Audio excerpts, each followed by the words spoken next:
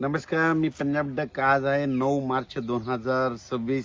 मी माझ्या शेतामध्ये आणि आता काय झालं, महाराष्ट्रातल्या सर्व शेतकऱ्याचा हरभरा काढणी चालू आहे, गहू देखील काढणी चाललेला आहे.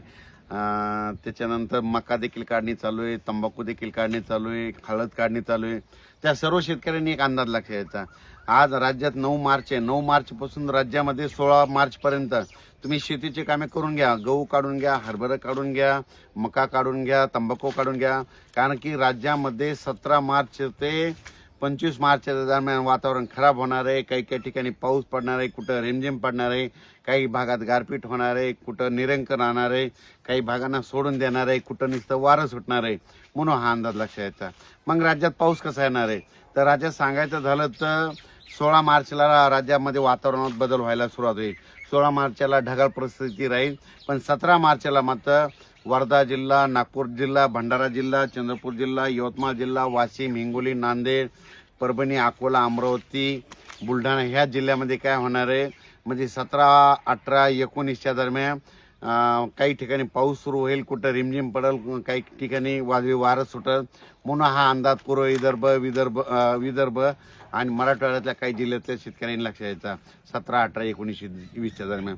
त्याच्यानंतर ह्याच जिल्ह्यामध्ये 22, 23, 24च्या दरम्यान परत पावसाचं वातावरण तयार होणार आहे. म्हणून हे लक्षात येतं. म्हणजे 2 टप्प्यात पाऊस येणार आहे. एकदा येणार आहे 17, 18, 19, त्याच्यानंतर 22, 23, 24च्या दरम्यान पूर्व विदर्भ, पश्चिम विदर्भ आणि मराठवाडा ह्या जिल्ह्यामध्ये येणार आहे. त्याच्यानंतर आपण उत्तर महाराष्ट्राकडे वळू. उत्तर महाराष्ट्राकडे देखील तुम्हाला सांगू इच्छितो 17 मार्च पासून ते 23 मार्चच्या दरम्यान परत राज्यात पावसाचं वातावरण होणार आहे. काही भागामध्ये गारपीट होणार आहे, काही ठिकाणी वारं सुटल, कुठं रिमझिम पाऊस पडेल, काही भागांना सोडून देईल. म्हणून हे अंदाज उत्तर महाराष्ट्रातल्या नंदुरबार जिल्हा, जळगाव जिल्हा, धुळे जिल्हा, नाशिक जिल्हा, अहिल्यानगर या भागातल्या सर्व शेतकऱ्यांनी लक्षात यायचा. त्याच्यानंतर पश्चिम महाराष्ट्राकडे देखील पुणे जिल्हा, पुणे, सातारा, सांगली, सोलापूर, कोल्हापूर, अहिल्यानगर ह्या सर्व शेतकऱ्यांनी काय करायचं, 17, 18, 19चा एक वातावरणात बदल होणार आहे. त्याच्यानंतर 22, 23, 24च्या दरम्यान एकदा वातावरणात बदल होणार आहे. म्हणजे 2 टप्प्यात तिकडे देखील पाऊस येणार आहे. म्हणून हा अंदाज पश्चिम महाराष्ट्रातल्या शेतकऱ्यांनी लक्षात यायचा. त्याच्यानंतर धाराशिव जिल्हा, जालना जिल्हा, संभाजीनगर, बीड जिल्हा, परभणी जिल्हा, लातूर जिल्हा ह्या 4-5 जिल्ह्यातल्या मराठवाड्यातल्या शेतकऱ्यांनी काय करायचं, 17, 18, 19च्या दरम्यान एकदा पावसाचं वातावरण तयार होणार आहे. आणि त्याच्यानंतर 22, 23, 24च्या दरम्यान एकदा पावसाचं, म्हणजे 2 टप्प्यामध्ये ह्या भागात देखील पावसाचं वातावरण तयार होणार आहे. म्हणून हा अंदाज लक्षात येतं. म्हणजे सांगायचं झालं तर माझी सर्व शेतकऱ्याला विनंती की तुम्ही काय करा, तुमचा आलेला असेल हरभरा गहू असेल तर तुम्ही 16 पर्यंत काढा किंवा झाकून घ्या. कारण की या पावसामध्ये काय होणार आहे, काही काही भागामध्ये गारपीट होणार आहे. मग गारपीट कुठं होऊ शकते की तुम्हाला सांगू इच्छितो, गारपीट सगळीकडे होत नाही, हे सगळ्यात महत्त्वाचं. मग गारपीट झाली तर कुठं होते, नदीच्या कडेला होते. नदीच्या कडेला इकडून 1 किलोमीटर, इकडून 1 किलोमीटर त्या पट्ट्यामध्ये गारपीट होते. एखादा कॅनल असेल तर कॅनलच्या बाजूला दोन्ही साईडनं इकडल्या बाजूनं 1 किलोमीटर, इकडल्या बाजूनं 1 किलोमीटर होते. एखादा तळ असेल तर तळ्याच्या बाजून 4ही बाजूनं 1 किलोमीटरच्या अंतरानं होते. एखादा डोंगर असेल तर डोंगरावर गारपीट होते.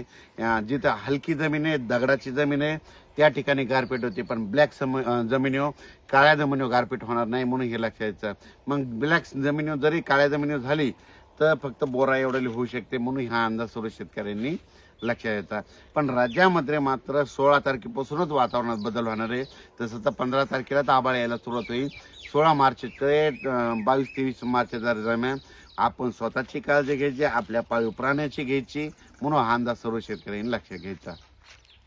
राज्यात हे पाऊस काही काही ठिकाणी पावसाळ्यासारखा पडणार आहे, काही भागात पडणार देखील नाही, काही ठिकाणी नुसतं वारं सुटणार आहे, काही भागात गारपीट देखील होणार आहे. म्हणून हा अंदाज सर्व राज्यातल्या सर्व, म्हणजे प्रत्येक जिल्ह्यात सर्वदूर सगळीकडे पडणार नाही. तर तुम्हाला एक उदाहरण सांगतो. परभणी जिल्ह्यामध्ये 800 गाव आहेत, 848 गाव आहेत. 848 गावामध्ये नाही पडणार, 50% गावामध्ये पडन आणि 50% गावामध्ये नुसतं वारं सुटतं. काही ठिकाणी गारपीट देखील होईल. अशी परिस्थिती होऊ शकते. मग तुम्हाला एक सांगू इच्छितो, हे पाऊस नेमका कुठं पडणार आहे आणि ते कशामुळे यायला. तर आपल्या महाराष्ट्राच्या बाजूला छत्तीसगड, तेलंगणा, आंध्र प्रदेश, झारखंड, पश्चिम बंगाल, उत्तर प्रदेश, मध्य प्रदेश, राजस्थान, गुजरात, हरियाणा, पंजाब, हिमाचल प्रदेश ह्या भागात देखील, म्हणजे सांगायचं झालं तर 16 ते 25च्या दरम्यान की देशभरात अवकाळी पाऊस येणार आहे, म्हणून त्याचा असर आपल्या महाराष्ट्राला होणार आहे, म्हणून हा अंदाज लक्षात घ्यायचा. आणि 2026च्या पावसाबद्दल सांगायचं झालं तर शेतकऱ्याला सांगू देतो, 1972 सारखा दुष्काळ वगैरे काही पडणार नाही. उलट हे 2026 आपल्या शेतकऱ्यासाठी चांगलं वर्ष आहे. ज्या वर्षी पाऊस कमी पडतो, सरासरी इतका पडतो, जेमतेम पडतो, पिकाला लागल तसा पडणार आहे, म्हणून पिकं शेतकऱ्याचं चांगले होणार आहे, शेतकरी मालामाल होणार आहेत, म्हणून ही सर्वप्रथम शेतकऱ्यासाठी आनंदाची बातमी. म्हणून माझं एक शेतकऱ्यांचं, पाऊस जर कमी राहिला तर कमी पाण्यावर येणारी पिकं करा, लवकर येणाऱ्या जाती करा, लवकर येणाऱ्या जातीला प्राधान्य द्या. असं केलं तर लवकर येणारं पीक निघून जातं. पण तुम्हाला एक सांगू इच्छितो, हे पावसाळा जरी सुरू झाला, परतीचा पाऊस मात्र काही काही जिल्ह्याला झोडपून जाणार आहे, म्हणून हा अंदाज देखील सर्व शेतकऱ्यांनी लक्षात घेता. म्हणून म्हणतो भविष्यामध्ये झाडं लावावी लागतील, झाडं लावा, त्या पृथ्वीचं तापमान कमी करा. जोपर्यंत हे तापमान कमी होणार नाही तोपर्यंत ह्या अतिवृष्टीला, गारपिटीला सामोरं जावंच लागणार आहे, म्हणून हा अंदाज लक्षात घ्यायचा. जितकी झाडं जास्त तितका पाऊस